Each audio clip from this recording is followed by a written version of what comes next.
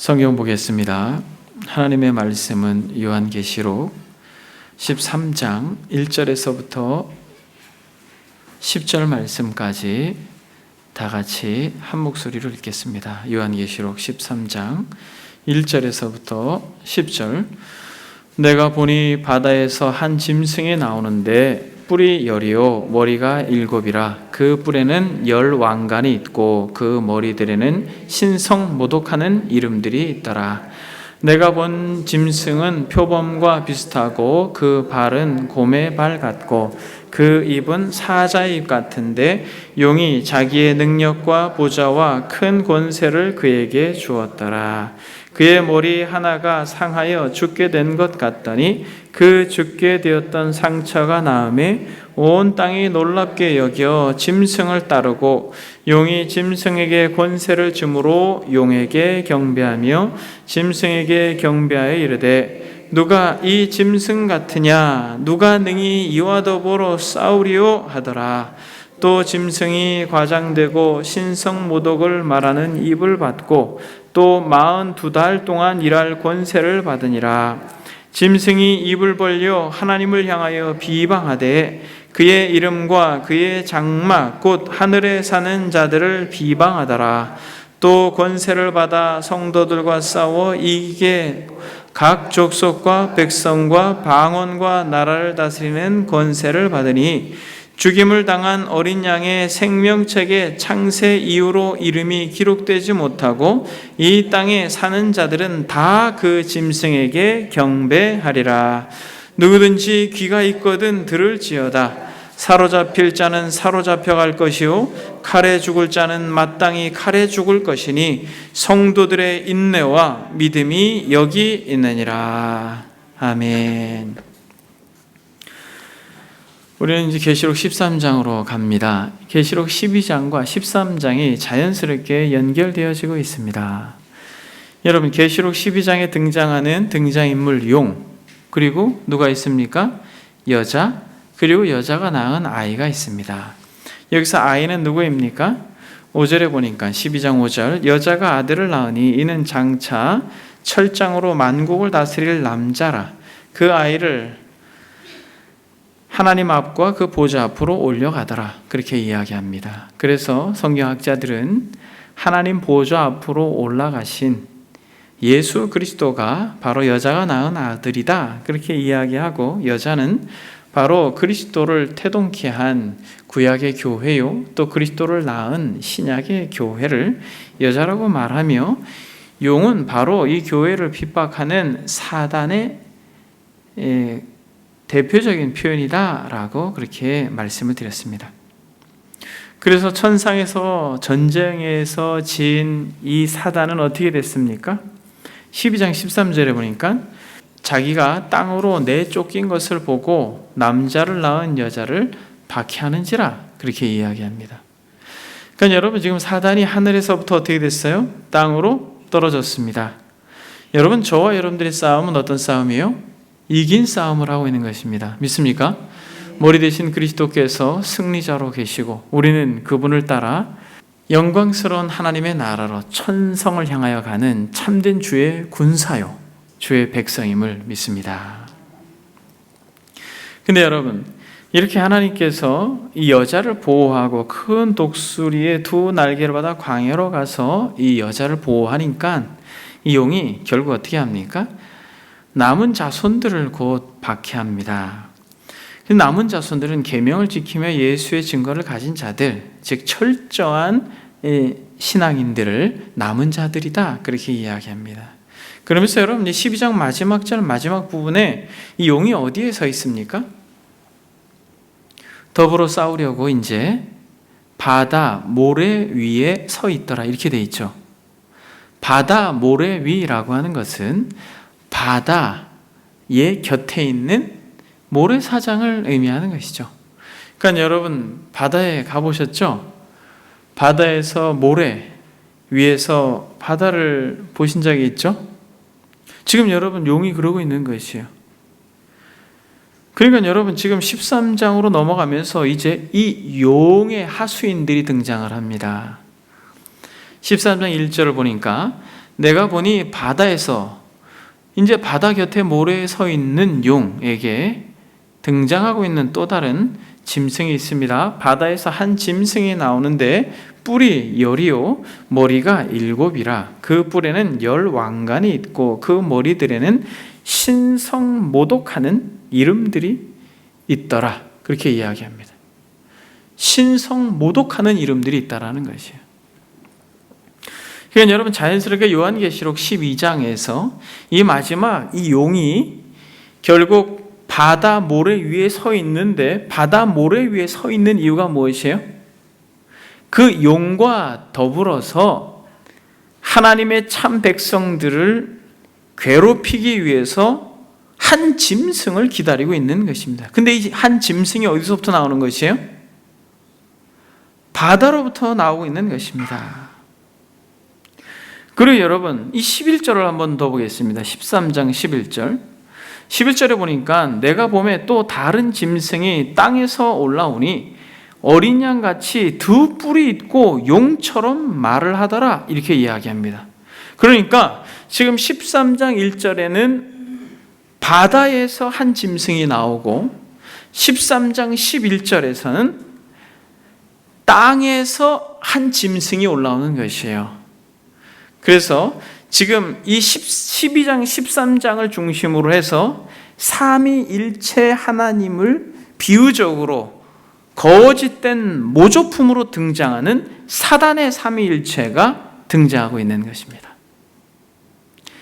이제 본격적으로 이 사단의 공격이 시작되어지고 있는 것입니다. 그러니까 여러분, 지금 13장 1절에 내가 보니 바다에서 한 짐승이 나오는데 뿔이 10이요 머리가 7이라. 그 뿔에는 10왕관이 있고 그 머리들에는 신성모독하는 이름들이 있더라 라고 이야기하면서 내가 본 짐승은 어떤 짐승인가? 2절을 한번 봅니다. 표범과 비슷하고 그 발은 곰의 발 같고 그 입은 사자의 입 같은데 용이 자기의 능력과 보좌와 큰 권세를 누구에게? 그에게 주었습니다. 그러니까 여러분, 지금 이 바다에서부터 올라온 짐승에게 용이 권세를 부여하였는데 그 바다에서 나온 짐승 머리에는 신성모독하는 이름들이 있다. 이렇게 이야기하고 5절에 보니까 또 짐승이 과장되어 신성모독을 말하는 입을 받고 또 42달 동안 일할 권세를 받으니라 라고 말합니다. 그러니까 여전히 여러분, 사단의 특징이 거짓말에 있다고 했잖아요. 여전히 이 입에 신성모독하는 그런 말들을 담아가지고 있는 것이에요.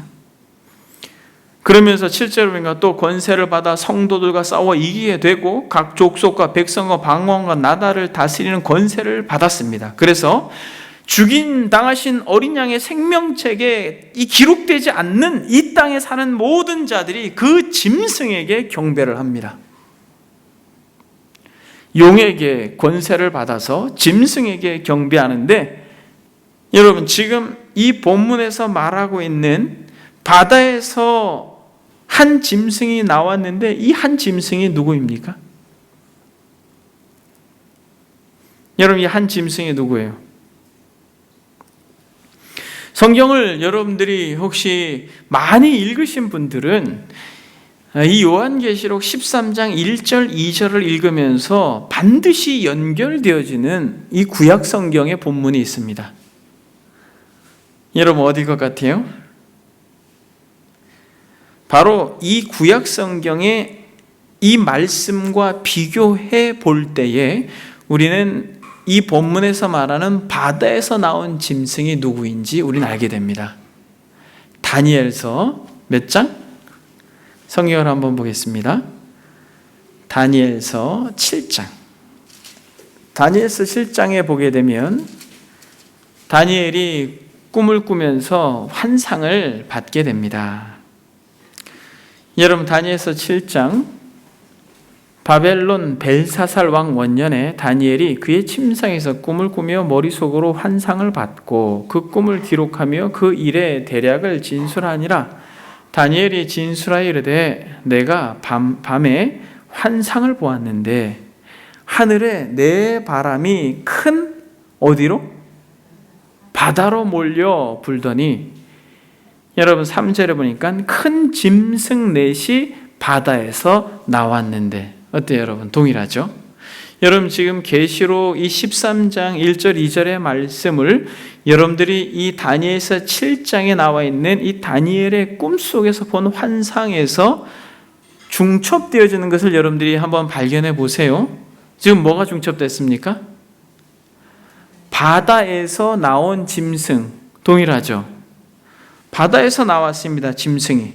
그리고 여러분 4절에 보니까 이 짐승이 나왔는데, 첫째는 사자와 같은데 독수리의 날개가 있더니 내가 보는 중에 그 날개가 뽑혔고 또 땅에서 들려서 사람처럼 두 발로 서게 함을 받았으며 또 사람의 마음을 받았더라. 또 보니 다른 짐승 곧 둘째는 곰과 같은데 그것이 몸 한쪽을 들었고 그 입에 이 사이에는 새 갈빗대가 물렸는데 그것에게 말하는 자들이 있어 이르기를 일어나서 많은 고기를 먹으라 하였더라.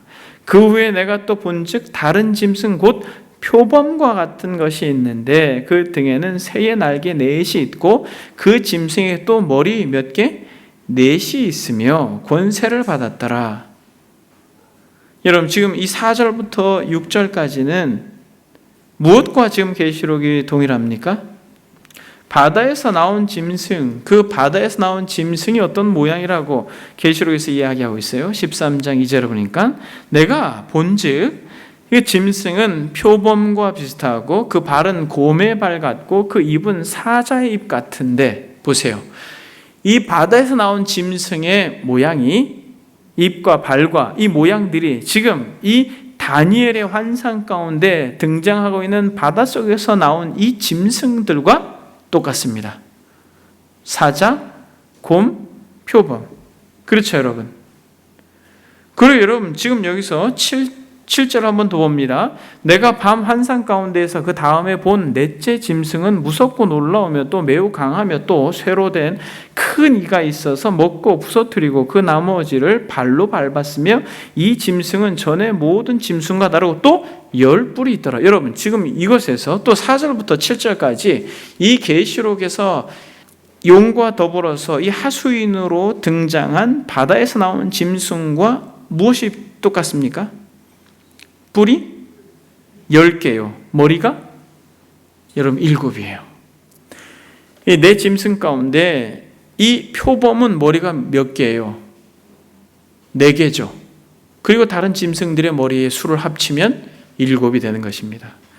그러니까 여러분, 뿔이 10이고 머리가 7인 것, 그리고 바다에서 나왔다라는 짐승, 그리고 이 짐승의 모양이 표범과 곰과 사자라고 하는 것 속에서 다니엘의 환상과 똑같습니다. 그리고 여러분 또 한번 보십시오. 7장 25절을 한번 보겠습니다. 다니엘서. 그가 장차 지극히 높으신 이를 말로 대적하며 또 지극히 높으신 이의 성도를 괴롭게 할 것이며. 여러분 어때요? 입의 권세를 줬다 그랬죠. 그리고 하나님을 대적하고, 우리가 읽은 이 계시록의 말씀 속에서도 여전히 하나님을 대적하고 하나님의 성도들을 업신여기고 힘들게 하고 괴롭힌다고 했는데 25절에도 그가 장차 지극히 높으신 이를 말로 대적하며 말로 또 지극히 높으신 이의 성도를 괴롭게 할 것이며. 여러분, 우리가 계시록을 읽을 때마다 정말 조심해야 될 게 말이라는 것을 여러분들이 잊지 말아야 될 것이에요. 사단은 반드시 이 입술에서 모든 관계들을 다 깨트려 버리는 것이에요. 본문도 그렇게 이야기하고 있습니다. 그가 장차 지극히 높으신 이를 말로 대적하며 또 지극히 높으신 이의 성도를 괴롭게 할 것이며, 그렇게 이야기하고 있으며 또 그가 때와 법을 고치고자 할 것이며 성도들은 그의 손에 붙인 바 되어 한 때와 두 때와 반 때를 지내니라 라고 말하면서 이 사단이 하나님의 백성들을 괴롭힐 정한 때까지도 이 다니엘서가 이야기하고 있습니다. 사랑하는 여러분, 지금 이 다니엘서를 중심으로 해서 이 요한계시록 13장 1절 2절 그리고 전반적으로 나와 있는 바다에서 나온 짐승, 용에게 권세를 받아서 하나님을 대적하고 신성 모독하며 하나님의 백성들을 괴롭히는 이 바다에서 나온 짐승이 누구입니까? 놀랍게도 다니엘의 환상이 이 환상을 해석도 해줘요. 고맙게. 다니엘서 7장을 한번 보겠습니다. 7장 17절에 보니까 그 네 큰 짐승은 세상에 일어날 누구라고 말합니까? 내 왕이라고 말해요. 여러분, 지금 이 바다에서 나온 짐승은 누구입니까? 왕이라는 것이에요. 특히 다니엘의 환상 가운데에서는 내 왕이라고 말하고 있습니다. 여러분, 내 왕이라고 할 때 여기서 모든 권세자들, 모든 통치자들을 말하는 게 아니에요. 내 왕이라고 할 때는 다윗과 같이 하나님의 주권을 인정하는 왕을 말하지 않고 누구처럼 네로와 느부갓네살과 아합과 같이 철저히 하나님의 통치를 무시하는 세상 권세자들을 말하는데, 여기서 말하는 이 네 왕은 성경학자들이 공통적으로 이 고대 중동 지방에 있었던 네 제국을 말한다고 합니다. 네 제국, 가장 먼저 바벨론 제국, 그 다음에 페르시아 제국, 그 다음에 헬라 제국, 그 다음에 로마 제국을 이야기한다. 그렇게 이야기합니다. 이 네 왕들을. 여러분, 이러한 이 제국을 짐승으로 묘사한 이유는 이 네 제국 모두 다 하나님의 백성들을 어떻게 했다라는 거예요? 식민 통치하며 괴롭혔다라는 것이에요. 바벨론, 바사, 헬라, 로마 제국이. 여러분, 이 요한계시록 13장이 등장하는 이 계시록이 쓰여졌을 때에 그러면 이 바다에서 나온 짐승은 누구였을까요? 로마겠죠. 로마 제국에서 결국 황제 숭배 사상으로 인하여서 그리스도인들을 무차별하게 죽였습니다. 근데 여러분, 당시 상황을 보게 되면 팍스 로마라고 해서 이 로마 정부가 제국민 그들에게 있어서 굉장히 선대했습니다. 그냥 황제만 숭배했으면 됐어요. 이런 부분에 있어서 여러분, 저와 여러분들에게 정말 이 계시록의 말씀이 도전이 되고 위로가 되는 것입니다. 여러분, 황제 숭배라고 하는 것으로 이 제국민들을 통일하였는데 이것은 본토에서부터 황제 숭배가 시작된 게 아니에요. 이 황제 숭배가 어떻게 시작됐냐면 제국민들, 즉 정복당한 그러한 국민들이 이 로마 정부에 잘 보이기 위해서 황제를 숭배한 것이에요. 이것이 결국 본토까지 가서 전체의 어떤 로마의 문화가 되었습니다. 그래서 이 로마 정부에 잘 보여서 재정적 지원뿐만 아니라 많은 혜택들을 누리게 하기 위해서 자발적으로 황제 숭배를 하게 되었습니다. 실제로 원로원 중심으로 있었던 이 로마 정치권에 있어서 황제는 이렇게 황제 숭배로 몰아갈 때에 한편 마음이 두려웠어요. 그럼에도 불구하고 이것이 통일천하를 지배하는 어떤 분명한 정신적 이념이 될 것을 확신했기 때문에 황제 숭배가 이제 편만해지는 그때에 그저 황제를 가리켜서 가이사르는 나의 주님이시오 나의 하나님입니다 라고만 말했으면 됐어요. 이 제국민들을 위해서 황제 숭배를 위해서 사당이 마련되어 있었고 가서 향단에 조금의 향만 분향하고 나서 이렇게 고백하면 됐었어요. 황제는 주님입니다. 황제는 우리의 하나님입니다. 로마 제국에 있어서의 어떤 특징 중에 하나는 뭐냐면 헬라 사상을 그들이 받아들였기 때문에 신들이 많으면 많을수록 좋았어요. 그래서 황제 숭배를 하는 것은 이 당시의 정복민들에게 있어서는 아무런 문제가 되지 않았습니다. 피정복민들에게도 마찬가지였습니다. 오히려 이들에게 있어서 이 로마는 한편으로는 되게 좋은 국가였어요. 왜냐하면 안전을 보장해 줬기 때문에 그렇습니다. 지중해에서 들끓었던 어떤 해적들을 소탕해 주고 그리고 야만인의 침입에서부터 안전을 보장해 줬을 뿐만 아니라 삶의 편리함을 가져다 준 나라이기 때문에 그렇습니다. 이러한 태평시대의 황제 숭배는 그리스도인들에게는 정말 피해갈 수 없는 죽음의 걸작이었어요. 그래서 그리스도인들에게는 그냥 이렇게 같이 황제 숭배가 요구되었지만 이것을 국민 의례와 같이 그렇게 쉽게 여길 수가 없었고, 결국 예수가 나의 구주입니다, 예수가 나의 하나님입니다 라고 고백하는 그들은 황제가 나의 주인입니다, 황제가 나의 하나님입니다 라고 말하지 못함으로 인하여, 말하지 않음으로 인하여 그들은 정부로부터 상상을 초월할 수 없는 핍박을 받았습니다. 여러분, 지금 이 짐승의 박해가 그거라는 것이에요. 핍박하는 권력, 특별히 마귀처럼 된 국가의 권력을 의미한다라는 것이에요. 그래서 예수가 그리스도이십니다, 예수만이 나의 유일한 주입니다, 나의 왕입니다, 나의 하나님입니다 라고 고백하는 사람들은 철저하게 아무리 좋은 혜택을 누리고 있었지만은 로마의 이 황제를 하나님이라고 말할 수 없었어요. 그래서 그들은 기꺼이 고문을 받고 박해를 받고 순교의 자리까지 나아가게 됩니다. 여러분, 위에 계시록에서 말하고 있는 바다에서 나온 짐승의 행태들이에요. 짐승은 내 왕이다 라고 말할 때 바벨론, 페르시아, 헬라, 로마라고 하는 이 거대한 제국이 그 권력을 가지고 이스라엘 땅에서 그리스도인들을 그렇게 핍박했던 것이죠.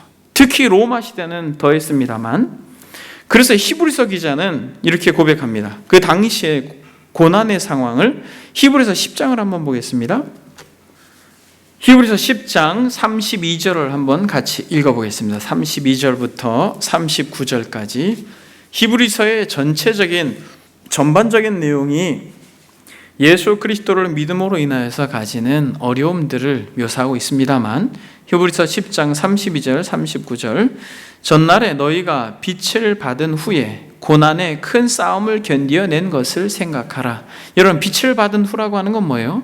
예수가 구세주입니다 라고 하는 걸 믿게 된 후에 고난의 큰 싸움을 견디어낸 것을 생각하라. 혹은 비방과 환난으로서 사람에게 구경거리가 되고, 혹은 이런 형편에 있는 자들과 사귀는 자가 되었으니 너희가 갇힌 자를 동정하고 너희 소유를 빼앗기는 것도 기쁘게 당한 것은 더 낫고 영구한 소유가 있는 줄 알미라. 실제로 콜로세움에서 화형당하고 사자밥이 되는 데 있어서 많은 로마 시민의 구경거리가 됐던 걸 이야기하고, 또 그렇게 죽어간 성도들의 친구가 되었던 것을 말하는 것이죠. 그러면서 예수 믿는다라는 이유 때문에 자신의 소유까지도 그렇게 뺏기는데 그것을 오히려 기쁘게 당한 것이라고. 왜? 더 낫고 영구한 소유가 있다라고 하는 걸 알았다라는 것이에요. 그러므로 너희 담대함을 버리지 말라. 그러므로 너희 담대함을 버리지 말라. 이것이 큰 상을 얻게 하느니라. 너희에게 인내가 필요함은 너희가 하나님의 뜻을 행한 후에 약속하신 것을 받기 위함이라. 잠시 잠깐 후면 오시리니 지체하지 아니하시리라. 잠시 잠깐 후면 오시리니 지체하지 아니하리라. 나의 의인은 믿음으로 말미암아 살리라. 또한 뒤로 물러가면 내 마음이 그를 기뻐하지 아니하리라 하셨느니라. 우리는 뒤로 물러가 멸망할 자가 아니요 오직 영혼을 구원함에 이르는 믿음을 가진 자니라. 사랑하는 여러분, 이렇게 예수 그리스도를 믿는다라는 이유만으로 절대 권력 앞에서 정말 무차별하게 고통당하고 괴로움을 당하고 재산까지 뺏기고 목숨까지 빼앗기는 일들을 당하면서도 인내하자라고 말하며 잠시 잠깐이면 오실 것이다 라고 이야기했던 이 히브리서 기자의 이 대상들도 마찬가지지만은 이 계시록에 오늘 본문에서 말하고 있는 내용 가운데에서도 마찬가지라는 거예요. 여러분, 이러한 일들이 있었다라는 것이에요, 역사 속에. 근데 여러분, 이것이 단순히 이스라엘의 역사 속에서만 경험되어지는 것입니까? 여러분, 이것이 단순히 이스라엘의 역사 속에서 성경에만 있는 내용인 것이에요? 아니죠, 여러분. 우리나라도 이것을 너무나도 구체적으로 노골적으로 경험한 것입니다. 일제강점기 때 신사참배로 인하여서 고난받은 우리의 믿음의 선배들을 한번 보십시오. 주기철 목사님 같은 경우는 여러분 그 영상을 여러분들이 기억하지 않습니까? 배의 못을 그렇게 판자 위에 박아놓고 거꾸로 그 위를 맨발로 걸어갔던 그런 모습들을 여러분들 기억하지 않습니까? 여러분, 그렇게 절대 권력을 가지고 있는 정부가 마치 바다에서 나온 짐승처럼 그렇게 예수 그리스도를 믿는 성도들을 핍박하는 노골적인 핍박을 의미하는 것이에요. 그레고리 빌의 계시록 주석에서는 이렇게 말합니다. 다니엘서에 내 압제하는 나라를 여기서 하나로 조합하는 것은, 하나로 조합하고 있죠. 다니엘서에서는 여러분 네 짐승이 바다에서 나왔습니다만 지금 이 계시록에서는 바다에서 네 짐승이 나와요? 한 짐승이 나옵니다. 그래서 이렇게 주석을 하는 것이에요.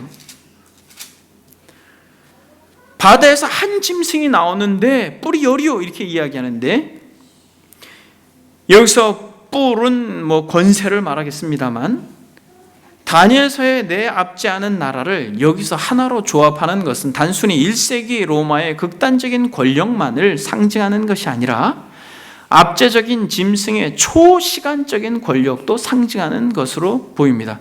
이게 무슨 말이에요? 압제적인 짐승의 초시간적인 권력도 상징하는 것이라는 것이에요. 과거에 있었고 실제로 요한계시록을 받아 읽는 이들은 현재적으로 이 고통이 있지만은 실제로 이것을 읽는 초대교회 성도들은 다니엘서의 이 7장의 계시를 생각해냈을 것입니다.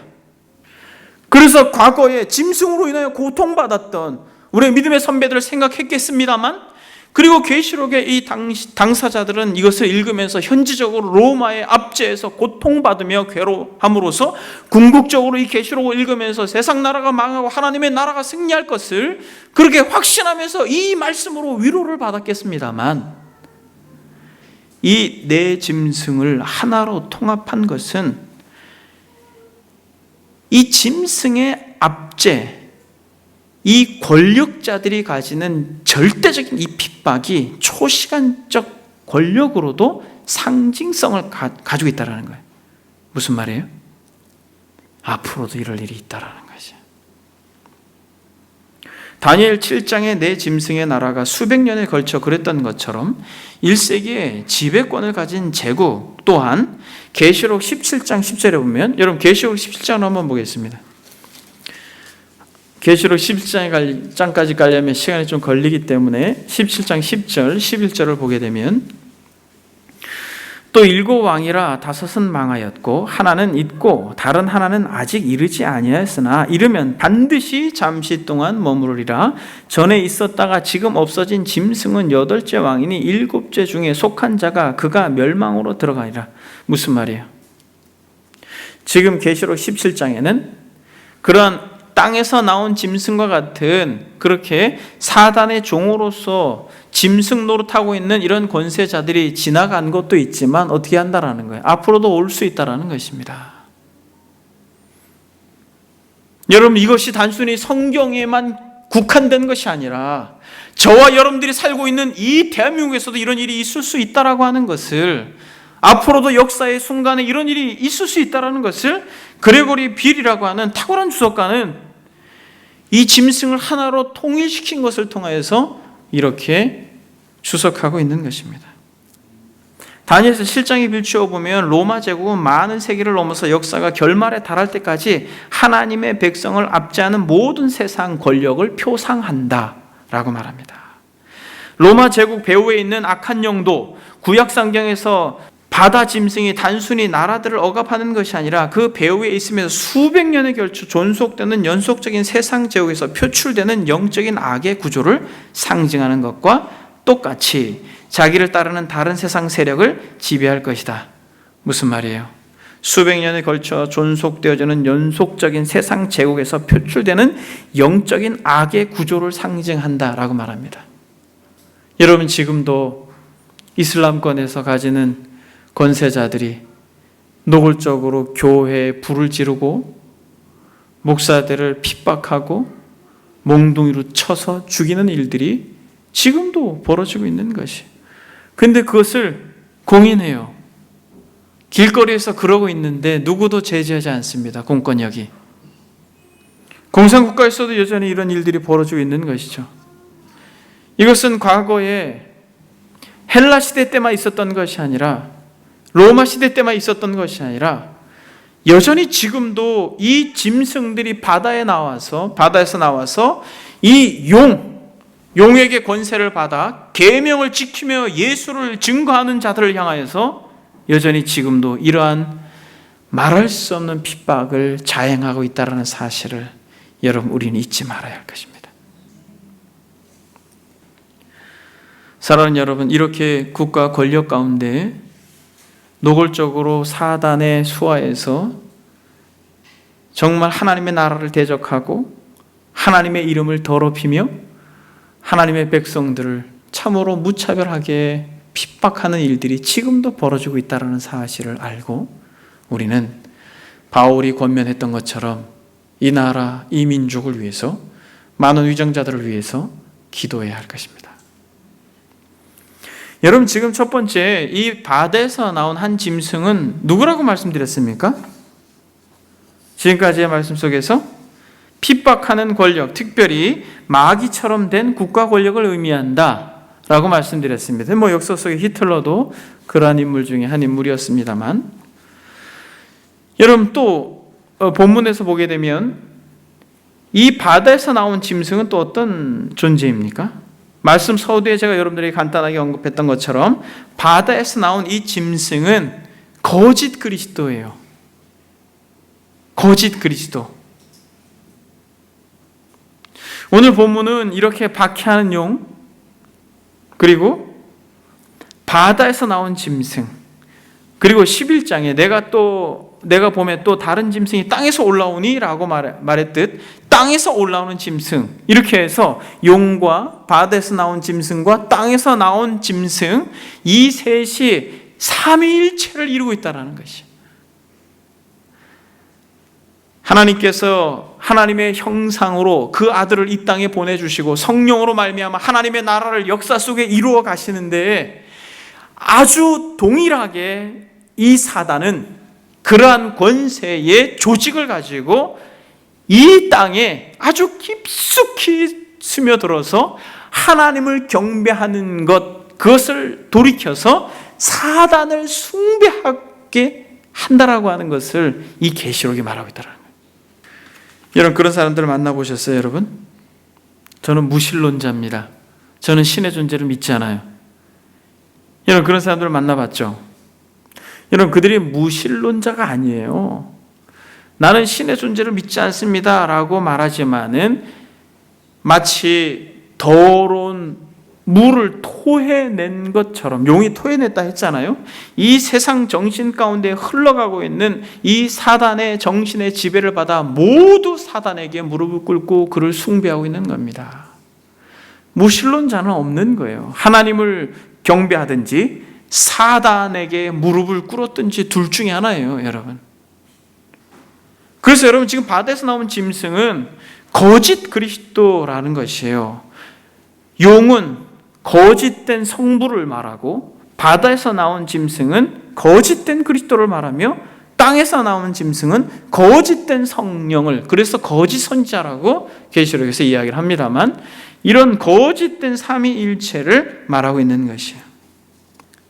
그래서 여러분, 13장 1절을 한번 보겠습니다. 내가 보니 바다에서 한 짐승이 나오는데 뿔이 10이요 머리가 7이라. 그 뿔에는 10왕관이 있고 그 머리에는 신성모독하는 이름이 있더라. 여러분, 지금 이 13장 1절을 어디서 본 것 같지 않아요? 12장 3절에 보니까 하늘에서 또 다른 이적이 보이니 보라, 한 큰 붉은 용이 있어 머리가 7이요 뿔이 10이라.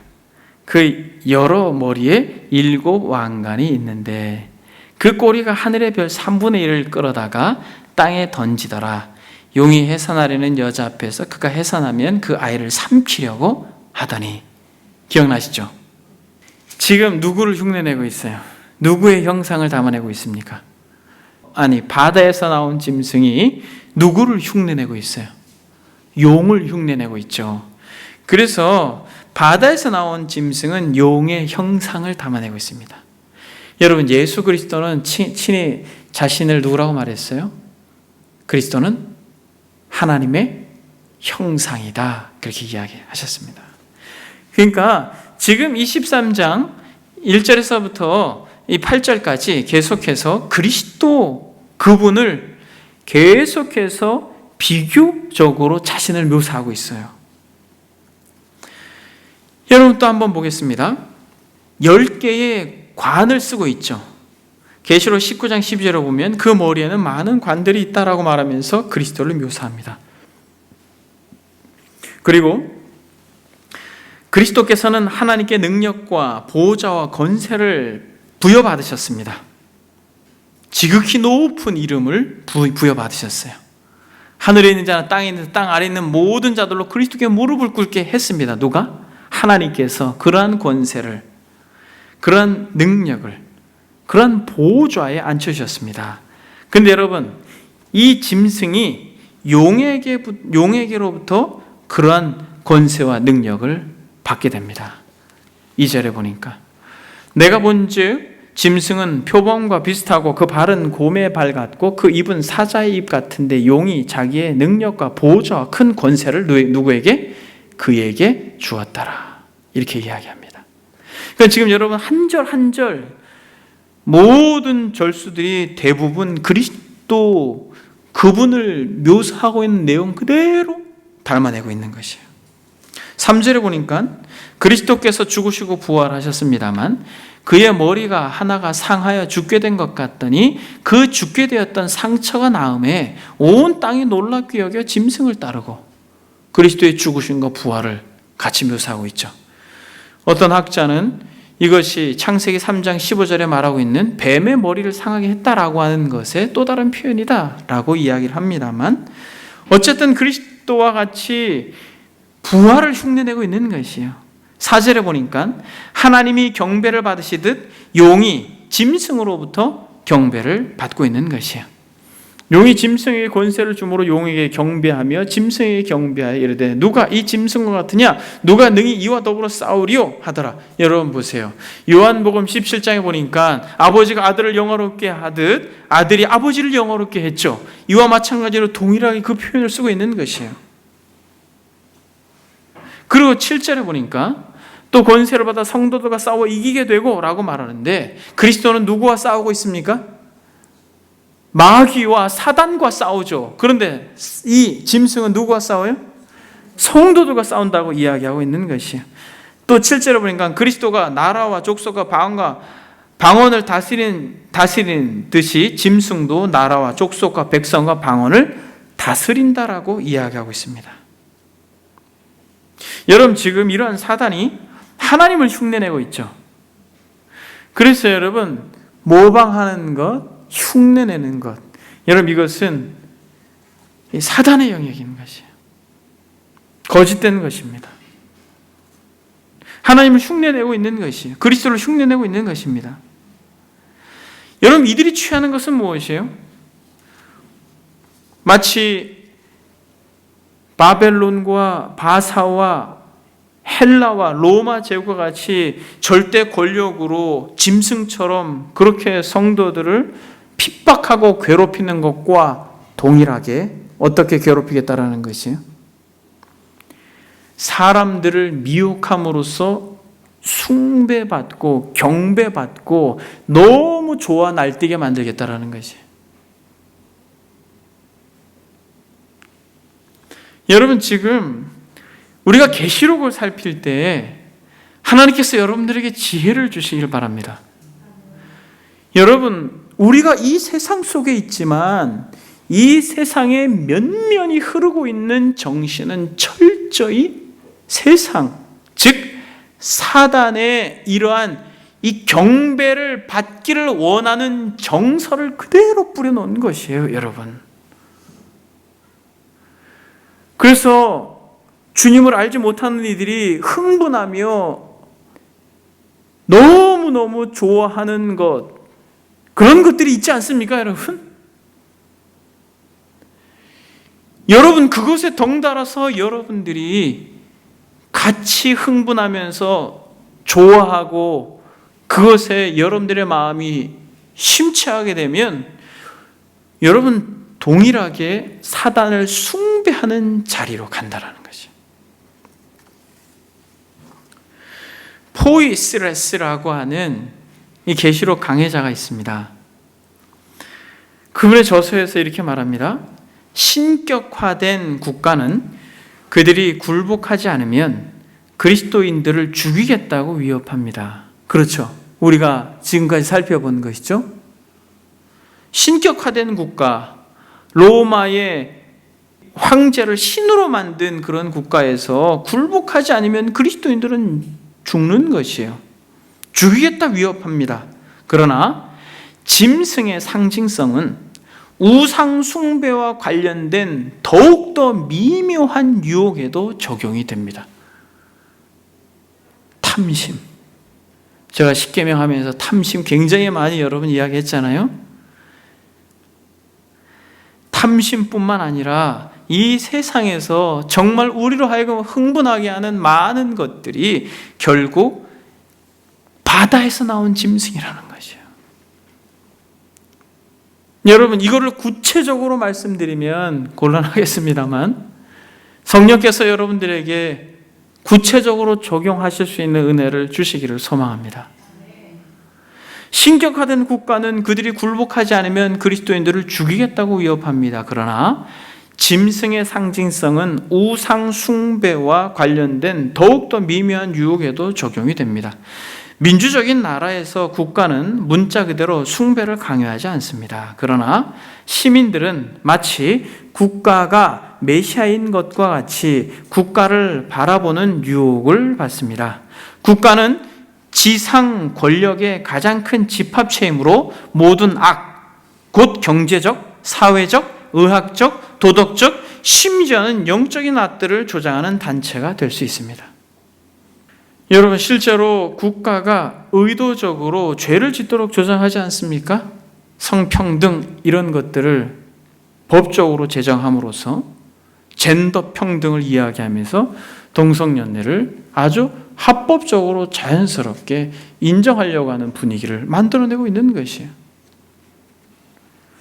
여러분, 결국 역사 속에서 힘과 권력을 가진 이들이 하나님의 주권과 하나님의 통치를 인정하지 않게 될 때 그들은 세상 나라를 꿈꾸고 세상 나라를 향하여 달려가는 사단의 나라가 되어지는 경향성을 우리는 너무나도 농후하게 쉽게 보고 먼저 그렇게 된 앞선 유럽이나 많은 나라들을 우리는 보게 되는 것입니다. 사단이 이제 노골적으로 하나님을 섬기듯 사단을 숭배하라고 요청합니다. 여러분, 사단 숭배교가 있는 거 아세요? 사탄교회. 여러분, 지금 미국은 아주 심각합니다, 여러분, 이게. 그래서 2016년에 미국에서 사탄 숭배교를 놓고 종교의 자유에 대하여 논쟁을 벌이기도 했습니다. 그리고 어떤 일이 벌어졌었냐면 2016년 1월자 기독일보에는 미국 피닉스 시의회에서 사탄 숭배자들 기도 예정이라고 하는 제목으로 뉴스가 나온 적이 있어요. 이 사탄 숭배자들이 시의회 모임에 가서 우리 목사님들이 가가지고 조국 기도회를 하잖아요. 조찬 기도회도 하고, 이처럼 사탄 숭배자들이 초청받아도 그렇게 기도한다는 것이에요. 그래서 이 시의회 모임에서 이 기도를 한다라는 이 충격적인 소식인데, 문제는 시장 그리고 위원들의 일부가 이것을 지지한다라는 것이에요. 여러분, 지금 이 역사가 이렇게 심각하게 됐습니다.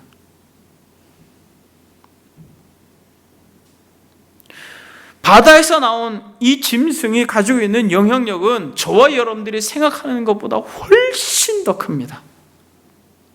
정치, 경제, 문화, 언론, 모든 영역에서 실제로 이 바다에서 나온 짐승이 상당수 많은 부분 지배하고 있다는 것을 우리는 잊지 말아야 되는 거지. 여러분들이 어떠한 지금 현 시대에, 인터넷이 발달된 시대에 노골적으로, 공개적으로, 객관적으로 자연스럽게 세상 사람들이 즐기는 것들을 여러분들이 만약 즐긴다면 사탄을 숭배하는 것일 수 있다는 것이에요. 특히 폭력적인 것, 성적인 것, 너무나도 노골적으로 팽배해져 버린 이 세상 정신 가운데 이것이 여러분들에게 자연스럽게 다가오고 있다면 그것은 우상 숭배요, 사탄 숭배를 하고 있는 것이라는 것을 여러분들이 진지하게 생각해야 되는 것이에요. 여러분, 누가 이러한 사탄의 지배 아래 놓인다고 말하고 있습니까? 누가? 8절에 보니까 죽임을 당한 어린 양의 생명책에 창세 이후로 이름이 기록되지 못하고 이 땅에 사는 자들은 다 그 짐승에게 경배하리라. 보세요, 여러분. 세상은 이미 많은 부분 사단을 경배합니다. 사단의 수하인들에게 무릎을 꿇고 그렇게 마치 이스라엘 당시에 바알과 아세라 신전에 가가지고 풍요와 다산의 이 신전의 앞에 가서 그 여사제들과 그렇게 문란한 행동을 했던 그들과 마찬가지로 이 세상이라고 하는 거대한 신전 앞에서 그들은 바다에서 나온 짐승을 신으로 알고 철저하게 사단을 숭배하고 있는 시대가 이 시대라고 말해도 과언이 아니에요. 그런데 여러분, 그들의 특징이 있다는 것이에요. 죽임을 당한 어린 양의 생명책에 창세 이후로 이름이 기록되지 못하고 이 땅에 사는 자들은 다 그 짐승에게 경배하리라. 여러분, 누가 경배한다라고 말합니까? 죽임 당하신 어린 양. 그 어린 양의 생명책에 기록되지 못한 자들이에요. 그래서 이 땅의 것에 취해 있는 그들은 사탄 숭배자들이라는 거예요. 노골적으로 거꾸로 십자가를 매달고 얼굴에 피를 바르고 양의 뿔을 머리에 뒤집어 쓰고 그렇게 사탄을 향하여 경배하지 않아도 소극적인 사탄 경배자들이라는 거예요. 짐승 경배자들이라는 거예요. 여러분, 그러면 누가 사탄의 지배 아래 있지 않는가? 여러분, 누가 이 사탄의 지배 아래 있지 않습니까? 저와 여러분들이 사탄의 지배 아래 있지 않는 자들이라고 믿습니다. 여러분, 이 저녁에 이 자리에 나와서 이 계시록의 말씀을 듣는다라는 게 이게 쉬워요? 여러분, 저와 여러분들이라는 것이에요. 생명책에 기록된 자들, 그들은 사탄의 지배 아래 있지 않습니다. 그리스도의 보혈로 인하여 영원한 생명을 얻기로 작정된 사람들, 그 사람들의 천상의 명부를 가지고 있는 그 명부 안에 있는 저와 여러분들은 절대로 이 사단, 이 사단의 이 짐승에게 무릎을 꿇지 않는다라는 거죠. 우리가 약하여서 때로는 넘어질 때도 있겠습니다만 절대로 하나님은 하나님의 친백성을 그 자리에 그대로 두시지 아니하시고 일으키셔서 뭐라고 말씀한다고요? 너는 내 아들이라. 그래서 여러분, 이들은 특징이 있습니다. 생명책에 기록된 이들의 특징이 있어요. 계시록 3장 5절 6절에 보게 되면 그 외에도 많은 부분이 있습니다만 특별히 3장 5절 6절을 한번 보겠습니다. 이기는 자는 이와 같이 흰 옷을 입을 것이요 내가 그 이름을 생명책에서 결코 지우지 아니하고 그 이름을 내 아버지 앞과 그의 천사들 앞에서 시인하리라. 귀 있는 자는 성령이 교회들에게 하시는 말씀을 들을지어다. 여러분, 생명책에 기록된 이들은 흰 옷을 입고 있는데 그들은 이기는 자예요. 근데 여러분, 지우지 않는다, 결코 지우지 않는다. 하나님께서 저와 여러분들의 이름을 결코 지우지 않을 것입니다. 여러분들이 연약해서 때로는 세상에 반짝거리는 것 앞에 무릎을 꿇고 마음을 빼앗길 때가 혹 있을지는 모르겠지만, 여러분, 우리가 주일날 말씀을 살펴본 것처럼 천하 만국을 여러분들에게 준다고 해도 주님하고 바꾸시겠습니까? 주님하고 바꾸시겠어요? 아니죠. 그래서 여러분, 하나님께서도 저와 여러분들의 이름을 절대로 지우지 않으시는 거예요. 근데 여러분, 이들의 특징이 있어요. 이렇게 생명책에 이 천상명부에 그 이름이 기록된 사람들의 특징이 있습니다. 어떤 특징입니까? 계시록에서 이 소아시아 7교회를 우리가 일찍 살펴볼 때 제가 정말 많이 강조했습니다만 뭐가 있어요? 이런 사람들은 뭐가 있습니까? 그렇죠, 여러분. 귀가 있습니다.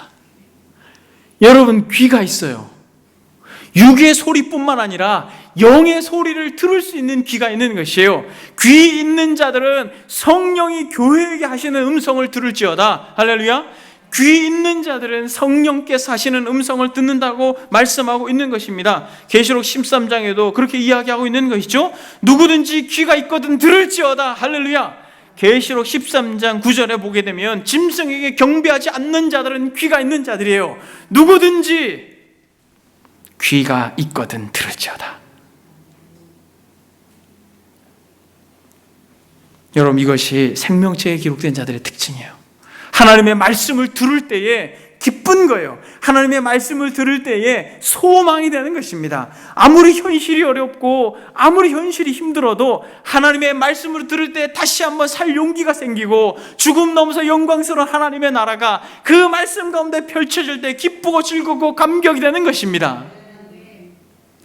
그런데 여러분, 특별히 뭘 듣는 거예요, 여러분? 성경은 또 그것도 구체적으로 얘기를 해놨어요. 뭘 듣는 겁니까? 10절 말씀 같이 읽겠습니다.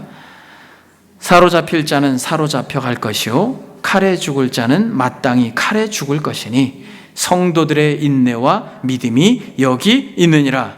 무슨 말이에요? 뭘 들을 수 있다라는 거예요?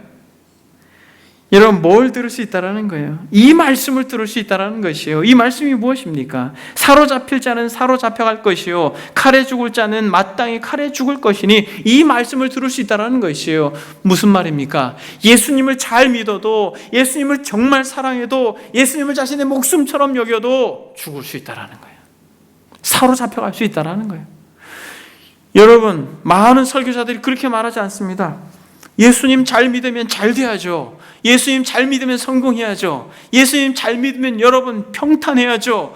근심이 없고 걱정이 없고 모든 게 다 그렇게 행복해야죠 라고 가르칩니다. 그러나 여러분, 그렇게만 듣는 사람은 생명책에 기록된 자가 아니에요. 여러분, 요한계시록에서 정말 주님을 잘 믿고 주님을 소망했던 이들이 궁극적으로 걸어갔던 그 길은 가시밭길이었습니다. 죽음의 길이었어요. 여러분, 자신의 재산을 뺏기는 길이었어요. 그런 길드 조합에 들지 못해서 그렇게 먹지 못함으로 자식들이 굶어했던 그 길인 것입니다. 그럴 수 있다라는 거예요. 그런데 예수님이 좋아서 그 길을 갈 수 있다라는 것이요. 이것이 정말 여러분들에게 기쁨으로 들린다면 여러분들은 생명책에 기록된 자들이에요. 여러분, 그럴 수 있어요? 예수님 때문에 그럴 수 있어요? 우리가 불렀던 주님이 홀로 가신 그 찬양을 우리가 입으로만 고백하지 않고 마음으로 고백할 수 있어요? 나도 사랑하오. 정말 그렇게 고백할 수 있습니까? 아버지, 나를 보내주세요. 세상이 나를 미워해도 나는 사랑하겠습니다. 세상을 구하는 그 십자가 나도 따라가겠습니다 라고 여러분들이 그렇게 고백할 수 있습니까? 만약 그렇다면 여러분들은 생명책에 기록된 자들임을 믿습니다. 사랑하는 여러분, 사로잡히는 자는 사로잡혀갈 것이요 칼에 죽은 자는 죽을 자는 마땅히 칼에 죽을 것이다라는 것이에요. 예수님을 잘 믿어도 이럴 수 있다라는 거예요. 여러분, 이게 여러분들이 들린다면 아멘, 그렇습니다 주님.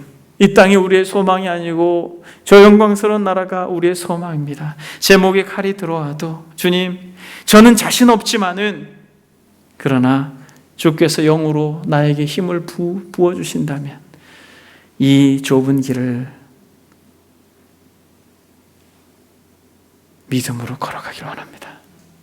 여러분들이 그렇게 고백한다면 여러분들은 생명책에 기록된 자들입니다. 그런데 여러분, 오늘 본문의 실제적 원어의 의미는 이 내용뿐만 아니라 다른 내용을 담아내고 있는 것이에요. 또 다른 걸 들을 수 있는 것입니다. 그게 뭐냐면 RSV 역본에 보면 이렇게 말합니다. 만일 누가 사로잡으면 그도 잡힐 것이요 만일 누가 칼로 죽이면 그도 마땅히 칼로 죽지 않으면 안 된다. 이렇게 해석해요. 무슨 말이냐면 예수 그리스도를 믿는 이들을 그렇게 사로잡아가고 죽인 자들은 반드시 하나님께서 그렇게 보응할 것이다라고 하는 것이에요. 여러분, 이걸 믿는 것이요, 이게 계시록의 핵심인 것입니다. 우리가 믿음으로 우리가 세상 속에서 예수 믿는 바보처럼 살 수 있는 것은 그저 우리가 바보이기 때문이 아니라 하나님이 살아계시고 우리 아버지께서 살아계셔서 모든 것을 갚으시고 보상하실 것이다라고 하는 것을 믿는 것이에요. 이게 들리는 것입니다. 참된 성도라면 사로잡히고 칼에 맞을 수 있다라고 하는 것도 우리가 듣지만은 또 다른 하나는 사로잡히간 이들이 또 다른 사로잡힐 것이고 칼로 죽이면 그도 칼로 죽일 것이다. 즉 하나님께서 반드시 예수 믿는 자들을 핍박하는 이들을 향해서 보응하실 것이다라고 하는 것을 믿고 보고 들을 수 있는 자들, 그들은 고난 받을 수 있다라는 거예요. 반드시 그분이 그렇게 하실 겁니다. 우리 아버지께서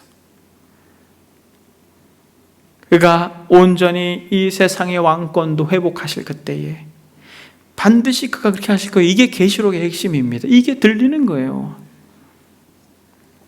그래서 여러분, 사단이 이렇게 외쳐댑니다. 4절에 보니까 용이 짐승에게 권세를 주므로 용에게 경배하며 짐승에게 경배하여 이르되 누가 이 짐승과 같으랴 누가 능히 이와 더불어 싸우랴. 스스로 자화자찬합니다. 스스로 대단하다고 이야기해요. 누가 싸우겠는가? 누가 이기겠는가? 그렇게 이야기합니다. 누가 이긴다고 말하고 있습니까? 계시록 17장 14절 한 절만 찾고 말씀을 정리하겠습니다. 계시록 17장 14절 그들이 어린 양과 더불어 싸우려니와 어린 양은 만주의 주시오 만왕의 왕이시므로 그들을 이기실 터이요 또 그와 함께 있는 자들 곧 부르심을 받고 택하심을 받은 진실한 자들도 이기시리라. 만왕의 왕 되신 예수 그리스도께서 이기고 저와 여러분들이 이긴다라는 것이에요. 저와 여러분들은 결국 승리할 것이라는 것입니다. 이들이 생명책에 기록된 자들이에요. 이 생명책에 기록된 자들의 또 다른 특징은 뭐예요? 이것을 참으로 알고 믿고 듣고 소망하기 때문에 인내한다라는 거예요. 그래서 계시록에서 오늘 본문에서 이렇게 말합니다. 사로잡힌 자는 사로잡혀 갈 것이요 칼에 죽을 자는 마땅히 칼에 죽을 것이니 성도들의 인내와 믿음이 여기 있느니라. 우리가 환난 중에도 즐거워하나니 이는 환난은 인내를, 인내는 연단을, 연단은 소망을 이루는 줄 알미로다. 야고보 사도가 이렇게 말합니다. 보라, 인내하는 자를 우리가 복되다 하나니 너희가 욥의 인내를 들었고 주께서 주신 결말을 보았거니와 주는 가장 자비하시고 긍휼히 여기시는 이시니라. 말씀을 정리하겠습니다. 사랑하는 여러분, 저와 여러분들이 생명책에 기록된 들을 귀 있는 자들이요 인내하는 자들임을 믿습니다. 그래서 용이 바다에서 나온 짐승에게 권세를 부여하여서 어떠한 역사를 거듭하여 권세자들에게 그렇게 스스로 우상화하여 많은 성도들을 핍박하는 과정 속에서도 하나님은 하나님의 백성을 보호하시고 지키시고 결국 42달밖에는 핍박하지 못한다라고 계시록은 끊임없이 이야기하고 있습니다. 이들의 핍박이 영원토록 되는 게 아니라 하나님의 주권적 시간에 제한받는다라고 하는 사실을 우리가 알고 우리에게 남은 이 짧은 인생, 얼마 남지 않는 시간, 여러분 이 세상에, 이 사단에 정말 흩뿌려 놓은 세상 정신에 여러분들이 무릎을 꿇지 않고 여러분들이 이 시간에 정말 마음속으로 하나님 앞에 기도하면서 주님, 세상 가운데 사단이 뿌려놓은 그러한 더러운 것들을 분별하여서 주께서 기뻐하는 거룩한 신부가 될 수 있도록 하나님 제발 우리에게 은혜를 베풀어 주옵소서 라고 저와 여러분들이 기도할 수 있는 은혜가 있기를 바랍니다. 바울처럼 우리가 이 세상 정부를 위하여 기도하면서 정말 하나님, 주께서 우리에게 허락하시는 이 평안함을 지켜 보호하여 주십시오. 그러한 근신하며 깨어 기도하는 저와 여러분들이 되기를 소망합니다. 바울은 디모데전서에서 이렇게 말합니다. 내가 첫째로 권하노니 모든 사람을 위하여 간구와 기도와 도구와 감사를 하되 임금들과 높은 지위에 있는 모든 사람들을 위하여 하라. 이는 우리가 모든 경건과 단정함으로 고요히 평안한 생활을 하려 함이라. 여러분, 지금 대한민국이 고요하고 평안한, 어쨌든 우리가 이렇게 마음껏 찬양하고 예배할 수 있는 좋은 나라에 우리가 살고 있다는 걸 여러분들이 정말 마음속에 생각하고 복잡하고 힘든 이 정치인들, 위정자들을 위해서 여러분 같이 기도할 수 있기를 바랍니다.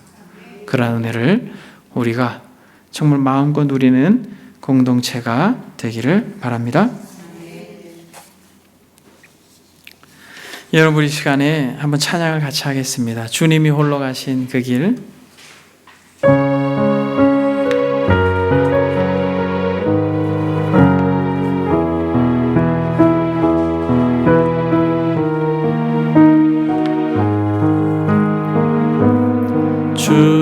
주님이 홀로 가신 그 길 나도 따라가오.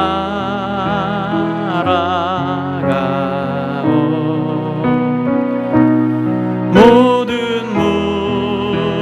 물과 피를 흘리신 그 길을 나도 다시 한번 고백합니다. 주님이 홀로 가신 주님이 홀로 가신 그 길 나도 따라가오.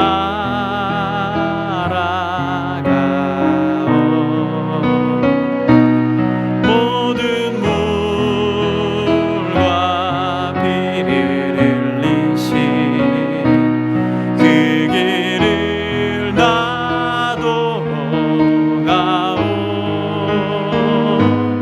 험한 산도 나는 괜찮소. 바다 끝이라도 나는 괜찮소. 죽어가는 저들을 위해 나를 버리길 바라오. 아버지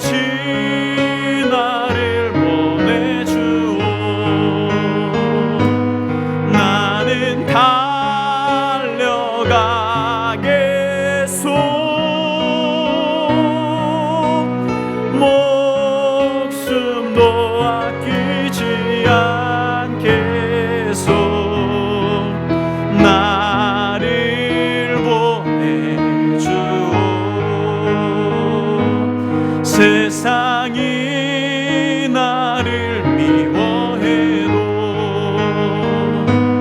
나는 사랑하겠소.